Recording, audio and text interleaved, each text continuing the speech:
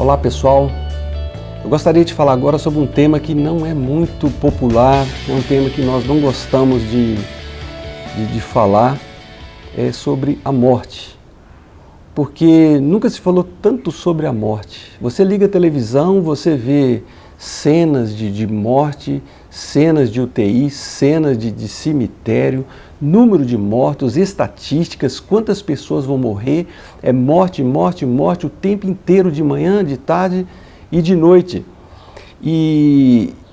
Mas é um tema que nós evitamos, né? Nós evitamos falar sobre a morte. A morte é talvez o pior sentimento que uma pessoa pode experimentar. Nós só vamos saber realmente o quão terrível é a morte quando ela tirar da gente uma pessoa que a gente ama muito. Por isso que é um sentimento terrível.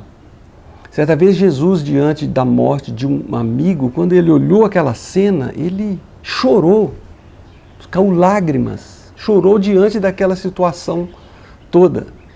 E eu já visitei várias vezes, cemitérios, já fiz vários funerais, já estive várias vezes, incontáveis, em UTI, com pessoas assim diante da morte.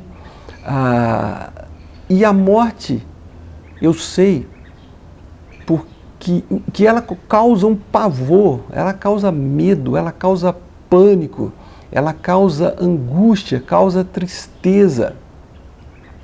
Por isso que a gente vê, se você pesquisar aí na internet, se você digitar morte e pedir imagens, você vai ver imagens de fantasmas com foice, uma coisa horrorosa, tenebrosa, querendo pegar as pessoas, né?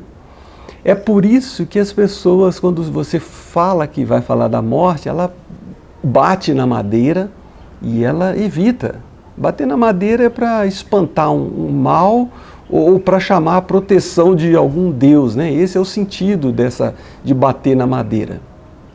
Agora, o que realmente é a morte? Essa palavra morte, ela traz em si tudo aquilo que é terrível, tudo aquilo que é horrível. A morte, ela é separação. A morte, ela é dor. A morte é choro. A morte é tristeza. A morte é sofrimento. A morte ela angústia, tudo aquilo que tem de pior. Agora, não adianta fugir, porque nós sabemos que a morte, ela é democrática. Ela pega todo mundo. Ela pega a pessoa idosa e pega também um menino, uma pessoa nova. Pega uma pessoa com saúde, pega também uma pessoa enferma. Pega jovem, pega criança, pega gente de tudo quanto é tipo. Não tem essa separação. A morte, ela é democrática. Pega o rico, pega o pobre, todos morrem. A morte, ela é democrática. E não só democrática, mas também a morte, ela é imprevisível. Nós não sabemos quando vai acontecer.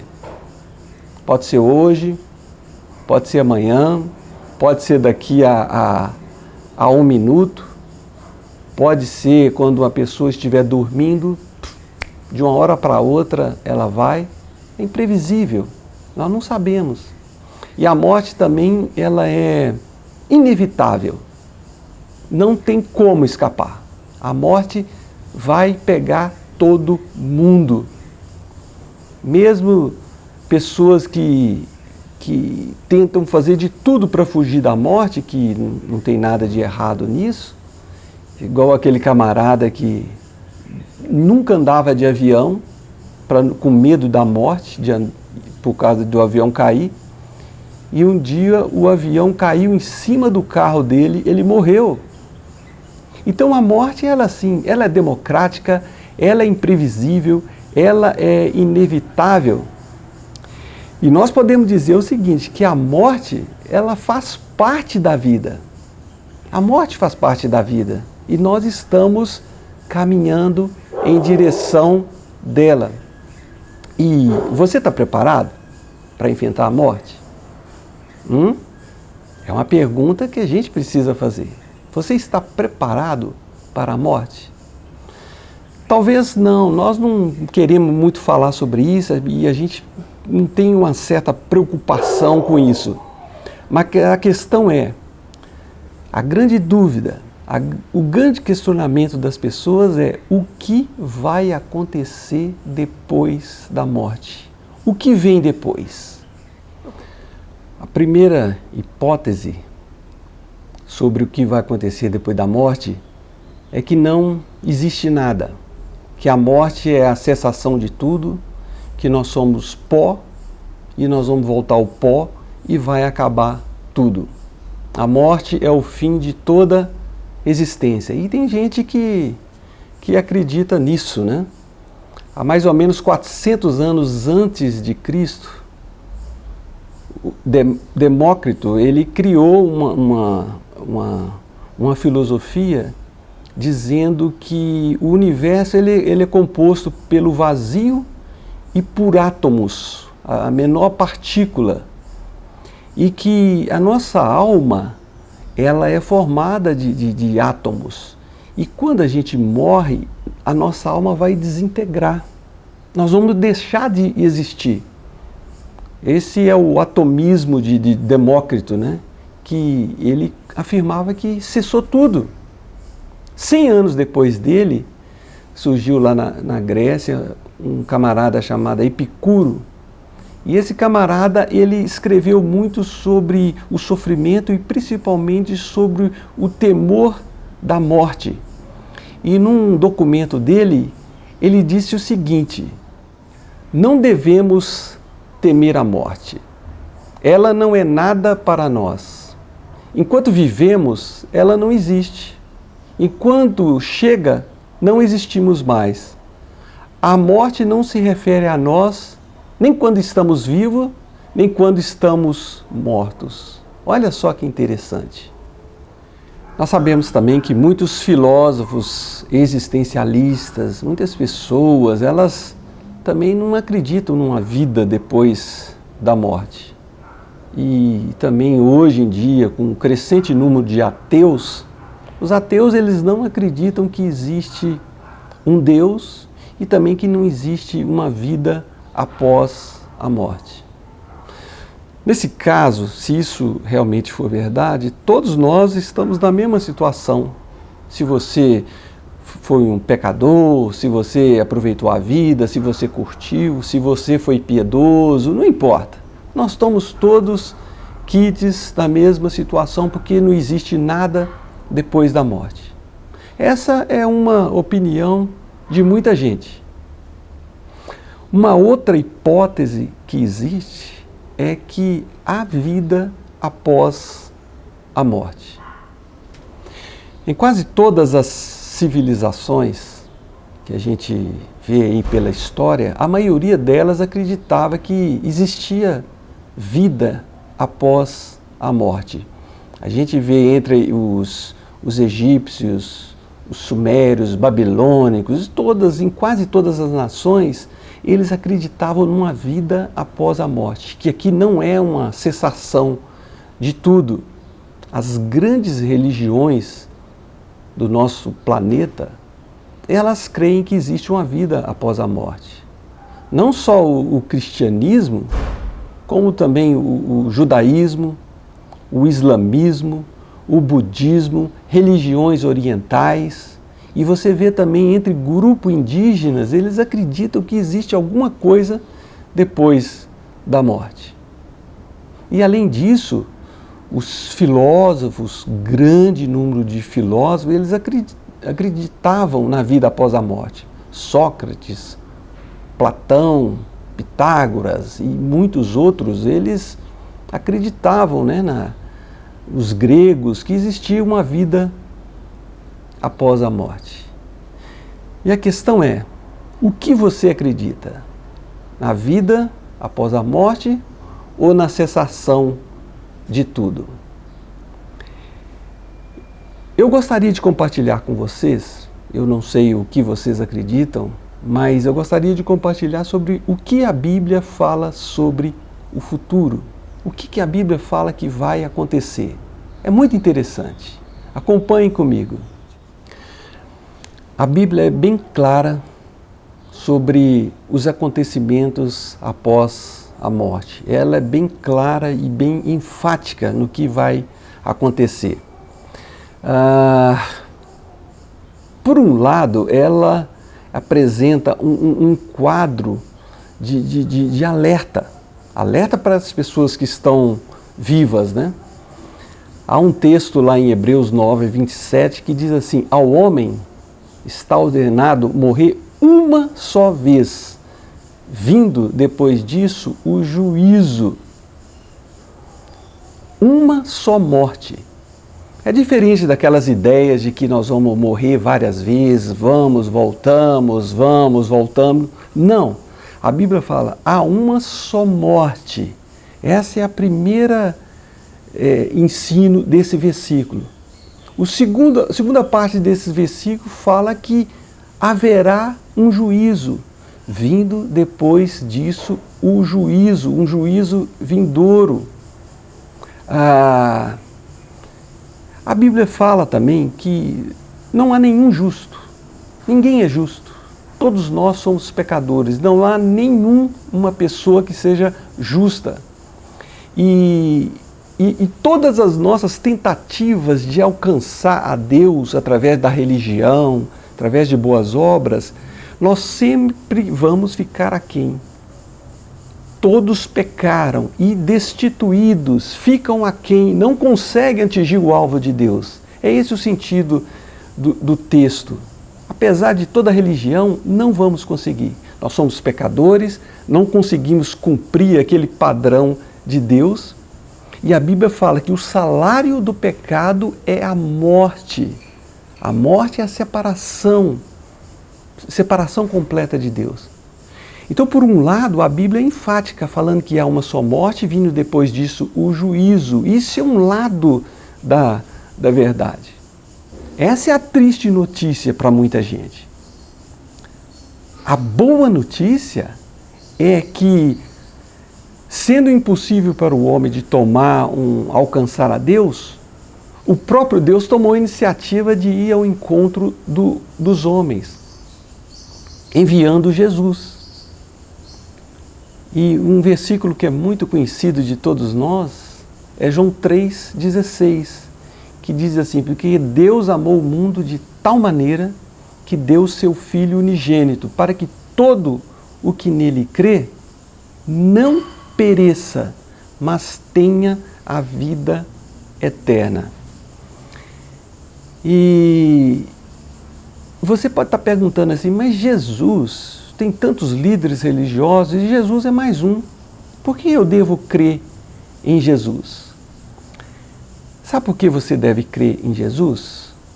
A Bíblia fala que Jesus, ele é o Filho de Deus. E séculos antes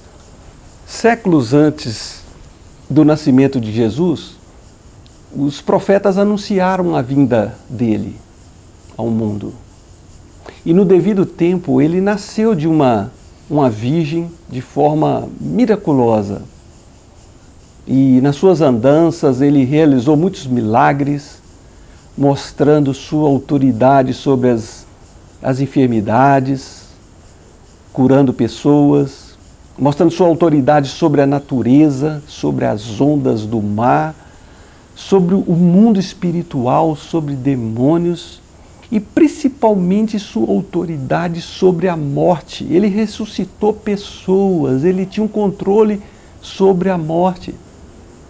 Por isso que os apóstolos e escritores do Novo Testamento afirmaram que ele era Deus. Todos eles, e até mesmo os seus inimigos. E o próprio Jesus disse isso, que ele era Deus. Agora você pode estar perguntando, o que Jesus fez por nós na cruz? Qual o significado da morte dele? Por que o próprio Deus, ele assumiu a forma humana, veio aqui e morreu naquela cruz? O que isso significa Há no Novo Testamento muitos textos que falam sobre isso, sobre a morte de Jesus. Romanos 5,8 diz o seguinte: mas Deus demonstra seu amor por nós. Cristo morreu em nosso favor quando ainda éramos pecadores. E também 1 Pedro 2,24 fala: Ele mesmo levou em seu corpo os nossos pecados sobre o madeiro. O profeta Isaías, muitos séculos antes de Jesus, e esse profeta escreveu muito sobre Jesus, ele vai falar sobre a obra de Jesus em nosso benefício, a obra de Jesus na cruz. Ele disse o seguinte: Ele foi traspassado por causa das nossas transgressões, foi esmagado por causa de nossas iniquidades. O castigo que nos trouxe a paz estava sobre ele, e pelas suas feridas fomos curados. Na cruz, Jesus ele pagou o preço da nossa libertação. Na cruz, Jesus nos perdoou. Na cruz, Jesus sofreu em nosso lugar. Na cruz, Jesus ele providenciou a nossa salvação e ele nos reconciliou com Deus. Aquela barreira da separação, aquilo foi unida em Jesus por causa da sua morte e da sua oferta. E a Bíblia fala que por causa disso não há salvação em nenhum outro. Não há nenhuma outra pessoa que pode salvar o homem. Nenhum. Só Jesus. E o próprio Jesus falou que eu sou o caminho, o único caminho. Jesus ele é a verdade, apesar de ter muitas verdades. Jesus é a verdade e Jesus é a vida. Ninguém vai ao Pai senão por Ele. Jesus ele afirma tudo isso. Então, olha só o que Deus fez em nosso benefício. E a pergunta que eu quero deixar para vocês, que estão ouvindo, é o seguinte: vocês entenderam? Talvez você já tenha ouvido muito sobre isso, já está cansado de ouvir, mas você entendeu sobre isso? Tudo isso que foi falado? Saber tudo isso é muito importante, mas não é o suficiente. E quando você tem uma informação, você está diante de uma decisão. E diante de tudo isso que você ouviu, tem 3 possibilidades que você pode assumir. A primeira é rejeitar. Você falar que não quer saber, que não quer saber, isso não te interessa, e continuar levando sua vida. A outra opção é você falar assim: eu entendi, mas eu quero esperar. Essa é uma decisão também muito perigosa. Você não sabe o dia da sua morte. É a mesma coisa de uma pessoa estar andando com um carro, o carro para em cima do trilho. E ele está vendo que o trem está chegando. E ele fala assim: eu vou ficar aqui aguardando, eu vou pensar o que eu vou fazer. Vai morrer. O trem vai pegar e vai bater. Por isso que esperar é perigoso. A alternativa mais sábia e mais correta é você ouvir, entender e aceitar tudo isso que foi falado. Isso você aceita através de uma oração. Você entra no seu quarto, aproveita aí a quarentena, entra no seu quarto, entrega a sua vida para Jesus, baseado na palavra dele e tudo isso que ele falou, confessando que você é incapaz, que você não pode, que você é pecador, que você precisa dele, que você entendeu que ele é o único caminho, a verdade e a vida.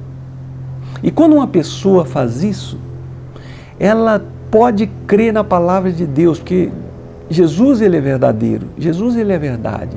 E se Ele prometeu da vida eterna, Ele falou, quem crê em mim tem a vida eterna, não entra em juízo, passou da morte para a vida. E se você crê nessa palavra dele, você pode ter essa certeza e não viver aí com esse pânico da morte que o pessoal está vivendo.